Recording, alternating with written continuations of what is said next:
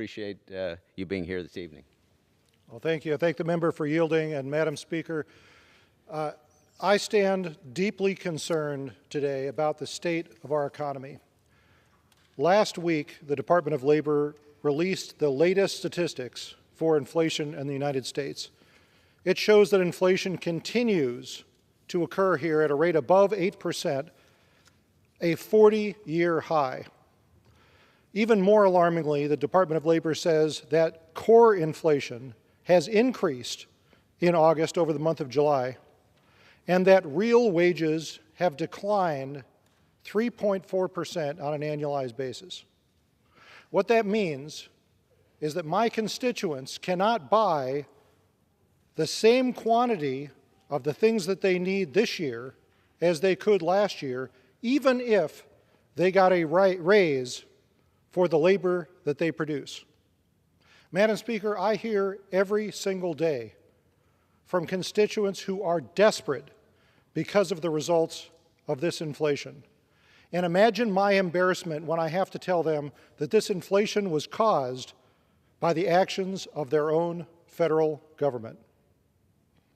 Economists have already answered the question of why we're experiencing this inflation. It's a combination of several things. As our economy emerges from the pandemic, there's been an increased demand for goods and services and a constrained supply chain which restricts our ability to respond to that increased demand. And economists will say that will make prices go up.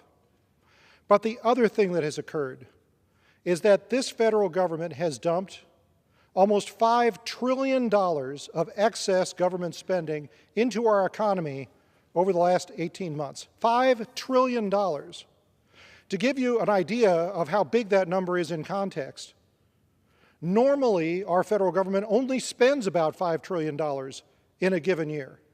So we are increasing government spending by a rate of almost double that of the normal rate. And Madam Speaker, when that occurs, you put even more pressure on goods and services, and that causes prices to increase further. Earlier this year, the San Francisco branch of the Federal Reserve Bank wondered why inflation was so much worse here in the United States than that experienced by other countries, particularly in Europe. So they did a study, and several months ago, they released the results of this study.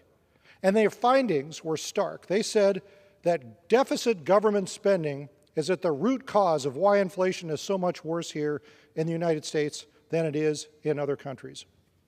Madam Speaker, when the actions of government result in people paying more, that's called a tax. And inflation in the United States represents an unseen tax paid by every single American family. And unfortunately, this is a tax that is borne disproportionately by those who can least afford to pay it, the impoverished and the working poor in this country. But I have an even deeper concern this evening, Madam Speaker. Several weeks ago, the Congressional Budget Office released their long-term fiscal forecast, in which they analyze the finances of the United States over the next 30 years. They do this every year, and Congress, frankly, never pays attention. Well, Madam Speaker, Congress and the American people need to start paying attention to what the CBO has to say. The CBO says that our current national debt stands at over $30 trillion. If you do the math, that is over $90,000 for every single American man, woman, and child. Over $90,000 each. And that's today. The CBO says that right now our federal government runs a deficit of about 30% of all federal spending. That represents about 4% of our gross domestic product. But at the end of the forecast period, the CBO says that our deficit will nearly triple to 11% of our GDP. At that time, just paying interest on the national debt will eclipse all of our federal spending on Social Security. It will eclipse all of our federal spending on Medicare.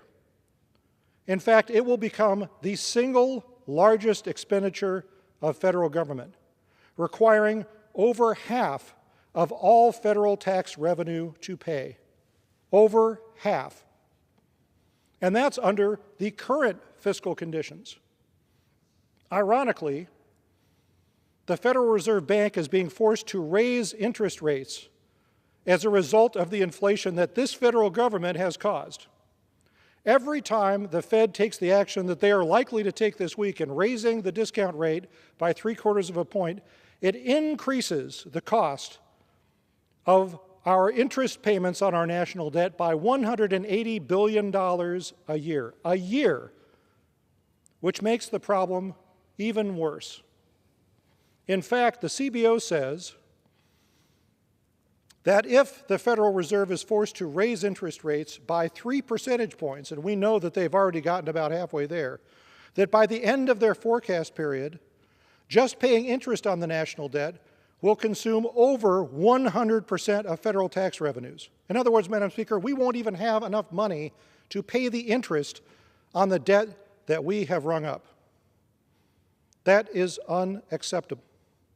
This should be something that everyone in this chamber is talking about, because what the CBO says is that sometime in the next 30 years there will come a day of reckoning. And the sooner it comes, the less painful it will be. It will be painful no matter what we do, but if we wait, it will be extremely painful. Madam Speaker, we must get our fiscal house in order. And the only way to solve this problem is to reduce our habit of deficit spending. Now, I know my colleagues on the other side of the aisle like to say this is an easily solved problem. The problem is that we don't tax Americans enough. Well, the CBO had an answer to that, too. They said that over the next 30 years in their forecast period, average federal tax revenues will be over 18%. That is that is a substantial increase over the current federal tax revenue over the last 50 years. In other words, Madam Speaker, what we have is not a revenue problem, we have a spending problem. And the only way we can get this problem under control is to reduce our federal spending and control our deficit. Madam Speaker, almost every year in this chamber, multiple bills are introduced attempting to impose a balanced budget requirement, sometimes within our House rules, sometimes within our federal Constitution. I myself introduced a balanced budget amendment last year in this chamber. We try to do it in a responsible way that won't disrupt the economy. We do it over a 5-year phase-in period. We allow for periods of fiscal emergency to be declared in which the President, with the concurrence of Congress, can override the requirement that the federal budget be balanced in times of warfare or in times of economic crisis. But, Madam Speaker, we must pay attention to this problem. We must balance our federal budget. If we do not, not only us, but our children will pay the terrible consequence. I yield back. I'd like to thank the gentleman